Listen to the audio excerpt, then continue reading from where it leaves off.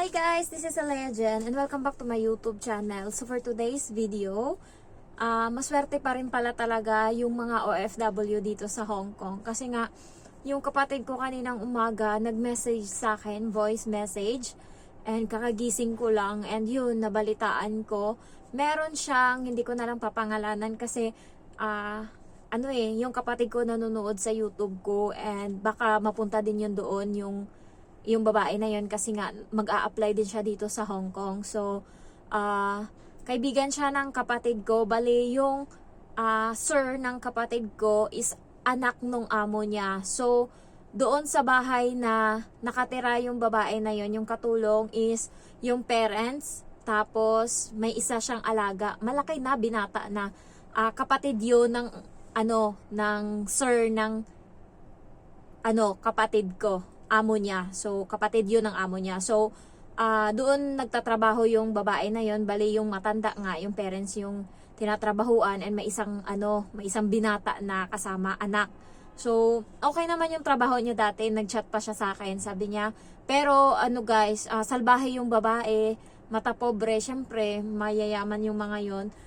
Mata pobre sila and yun nga, ang ng turing nila, masama yung turing nila sa katulong. Pero sa pagkain naman is sagana. Ang problema lang, nitong pauwi na siya, nag-message pa yan sa akin dati na dahil tulungan mo naman ako na maka-apply dyan sa Hong Kong kasi ayoko na dito sa sa Middle East, grabe yung pagod, sabi niya. Tapos hindi pa sapat yung tulog, ang daming trabaho, sabi niya ganun. Sabi ko, sige te, pagka nakauwi ka, message mo lang ako kasi kita sa agency ko. Sabi kong ganun sa kanya. And then nalaman ko kanina na ginahasa siya nung lalaki na anak nung amo niya. So, ayun na lang kasi yung natitira na walang pamilya sa lahat ng magkakapatid. Pero masasama yung mga ugali nila guys, mana sa mama, sa matandang babae. Masasama yung mga ugali. So, ginahasa siya. Sabi ko, bakit nangyari? Sabi ko sa kapatid ko. Sabi niya, patulog na daw yung babae, nasa kwarto, may kumatok daw.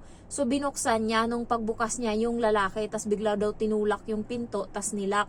Ayun, ginahasa na siya sa loob. Dati daw kasi, kumakatok yan, ang pinapagawa, mag 2 years na siya matatapos na siya ngayong March 26, last week nangyari.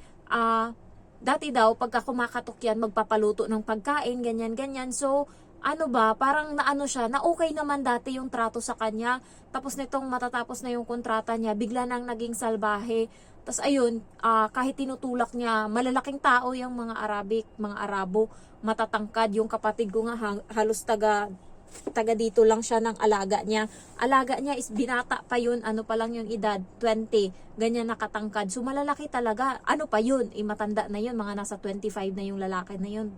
Tapos, maliit siya, mas payat pa siya sa akin. Ayan, pero may anak na siya na 2. Tapos yun, ginahasa siya sa loob. So parang na-trauma siya, natulala siya. Parang hindi niya maalam yung gagawin niya. Tapos parang nakamubuo na siya sa na yun kasi parang ang tagal, 1 linggo na mahigit na hindi ginagawa sa kanya. So hindi na inulit. So parang nakapante siya na wala na, hindi na mauulit. Tapos ngayon, patapos na talaga ngayong 2028, 26. Flight niya na dito. Flight niya na sa Pilipinas. So, ngayon, nakaraang araw o kagabi, sabi daw ng matanda sa kanya, linisan mo yung kwarto nung lalaki. Sabi niya, nandun siya sa taas, ayoko maglinis, nandun siya sa taas. Ngayon, tinawagan ng matanda yung lalaki, nasan ka? Sabing ganun sa kanya. Sabi ng lalaki, wala ako dyan sa bahay, nasa duwan niya ako, dawan niya ba tawag nila dyan? Yung mga lalaki na mga party ng pamilya, mga lalaki, uncle, papa, mga bata, mga binata, doon yan sila tumatambay kasi bawal sila makikipaghalubilo sa mga babae kasi nga, pwede kasi silang mag-asawahay kahit na magpinsan sila. Kaya separate talaga yung parang hideout or yung lugar kung saan pwedeng tumambay yung mga lalaki tas yung mga babae. So ang tawag nila sa tambayan ng mga lalaki is duwaniya. Sabi daw nung lalaki, wala ako dyan sa bahay, nasa duwaniya ako. Ayan. So, ayun, umakyat ka dun sa taas, maglinis ka. Wala siya dyan, nasa duwaniya daw siya. Pagpasok niya sa loob ng kwarto, nakapatay yung ilaw. So inon niya, ang tarantado na lalaki nagtatago pala sa likod ng pinto. Tapos biglang sinarado, tapos ginahasa na naman siya doon sa loob. Tapos alam mo yung grabe na yung niya, tulak niya ganyan. naninigaw na siya, alam mo yun? Kasi ang taas kasi ng bahay, hindi marinig, tas matanda na, magna 90 years old na yung matandang babae, kaya wala talaga, wala siyang wala siyang kakampi. Ayan, so ginahasa siya doon. Pagdating niya daw doon, nakahubad na daw yung lalaki. Tapos ayun, pagkatapos daw, nakaupo siya sa mesa. Syempre, grabe yung niya, parang alam niyo naman pag na-rape, 'di ba? So nakatulala siya, alam mo walang lakas. Tapos yung lalaki daw, din, nakaupo lang din daw, wala, nakatulala din daw. Tapos parang wala, hindi nagsasalita kasi nga nakadroga. Kaya siya ginaganon kasi nakadroga. Sabi niya, minsan nakikita niya daw sa drawer na may drugs daw. Sabi ng kapatid ko, yung drugs daw doon sa kanila is parang normal lang, hindi daw pinagbabawal. So, yun, gumagamit. Yung na yan, yung kapatid na yan na lalaki, ayan, yung nang-rape sa kanya, may kapatid yan na babae.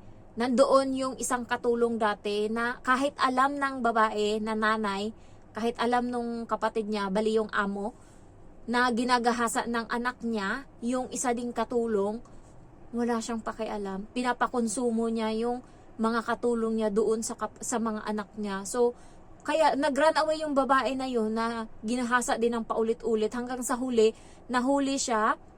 Kaibigan din yun ng kapatid ko, nakausap niya. Hanggang nahuli sila ng kapatid nung lalaki. So, doon na bulgar. Tapos nag-run away siya kasi siya yung babalik ta rin ng babae, ng nanay. Ang ginawa niya, nag-run away siya. Tapos nag-report siya sa pulis. Ngayon nire-recover ng pulis yung cellphone, ganyan. Kinukuha doon sa bahay ng amo. Sabi ng amo, wala daw, nawala, hindi alam kung nasaan. Pero tinago ng matanda kasi nandoon may tinago nung babae kasi nandun yung mga ebidensya. So hindi talaga binigay yung cellphone kaya wala siyang habol. Ngayon nasa Dubai yung babae and ma-okay na yung niya, yung nanay yung pangalan nun eh. Okay na yung buhay niya ngayon. Pero itong isa nga, pauwi na siya, yun nga, buti na lang kamo, wala siyang asawa sa Pinas kasi hiwalay sila, pero may dalawa siyang anak. Ang problema, baka mabuntis siya kasi nga, hindi, alam mo yun, walang withdraw, pinasok sa loob. Kaya sabi ng kapatid ko, pag uwi mo, magpapapsmer ka talaga, linisin mo yung sarili mo kasi nga, kadiri talaga as in. Tas sabi ng kapatid ko, yung lalaki na yun na nang rape ngayon, parati daw yun kasama nung alaga niya, nung anak ng amo niya na 21 years old. Parati daw yun kasama. Kaso doon lang, swerte lang talaga ng kapatid ko kasi nga, pulis yung amo niya na lalaki in bata sa bahay, takot lahat, sumigaw lang yan, lahat nginig, kaya hindi rin nila magalaw-galaw yung kapatid ko, awa ng Diyos, kasi nga, disiplinado sila. Pero may mga times daw na nung maliit pa yung bata, sumasagi-sagi daw yung mga kamay ng mga yan. May dalawa kasing lalaki na kambal yan sila, tapos pero matatanda na, mga 22 ng edad. Yun yung niya, kasama niya sa bahay tsaka yung amo niyang lalaki.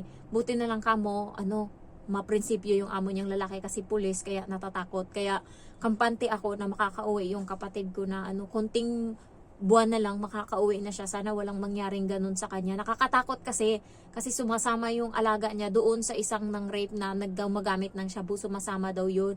Baka mag-addict din kasi pulang-pula daw yung mata ng lalaki na yun nung ginahasa yung kaibigan ng kapatid ko. So, sabi niya sa akin, huwag kang magsumbong ha, kasi nga friend kami sa Facebook nung naghahasa. Sabi niya, huwag kang magsumbong na alam mo na. Kasi magme-message yan sa akin, magpapatulong yan, magpa-Hong Kong. Ang pinapanalangin ko lang sana hindi siya mabuntis. Yun lang talaga. Kasi nakakatakot 2 beses. Baka maulit pa. Yun yung nakakatakot talaga. Baka maulit pa yung nangyari. So, dati, grabe talaga yung mga ugali dyan. Kaya, swerte pa rin tayo dito sa Hong Kong. Hindi natin nararanasan yung ganyan. Kasi may mangyari lang ganyan sa atin. Tumawag lang tayo ng pulis. Pwede na silang bayaran pwede nang sampahan ng kaso. Magbayad sila ng malaki kapag ganyan. Kaya, thankful ako. Alam mo, walang laktong pinto ko dito, pero minsan hindi ito na napasok. Hindi, kapag alam nilang nandito ako, din nila to binubuksan yung kwarto. So, thankful ako kasi nga, alam mo, dito sa Hong Kong, wala. Ang lang dito is nananakit yung ibang amo, yung may mga saltik na amo. Pero yung pagdating sa ganyan na nanggagahasa or awa ng Diyos, yun yung advantage natin dito kasi pantay yung batas dito and takot sila. Walang ganyang mangyari, walang domestic yung violence nila dito, yung minsan nananapak daw, meron pa daw isa ng babatok daw dito sa Hong Kong, meron daw mga amo na ng babatok. Paano kaya yun? Hindi ko ma-explain, hindi ko alam kung anong gagawin, pero dapat sabihin mo, it's not allowed. Ganun ninyo guys, huwag kayong papayag na batukan kayo isang beses, kasi pag ginawa nila yan isang beses at tumukay ka, uulit-ulitin yan nila. Kaya hanggat maaari, ipakita nyo sa kanila na alam nyo yung batas. So kailangan alam nyo kung hanggang saan yung karapatan nyo, kasi alam ng amo ko na, alam ko yung mga karapatan dito, kaya hindi rin ako naduduga nito pagdating sa oras na bayaran, ganyan, sa mga sa pagkain medyo nahiya lang sila, kasi alam nila na may bayad ako sa pagkain, pero hindi nila binibigay yung tama. And nakikita nila na ako bumibili ng pagkain ko. Nauubos yung pera ko kakabili ng pagkain. Tulad na yun, bumili akong gulay, di 10 yun. Tinapay, prutas, tinapay, tapos biscuit pa. Ayan, ano pa yung binili ko. So, talaga? Anuhan dito. Pero okay lang naman as long as hindi ako sinasaktan ng ganyan, hindi ako stress. So, thankful pa rin tayo. Dito at amo ko. Bye-bye.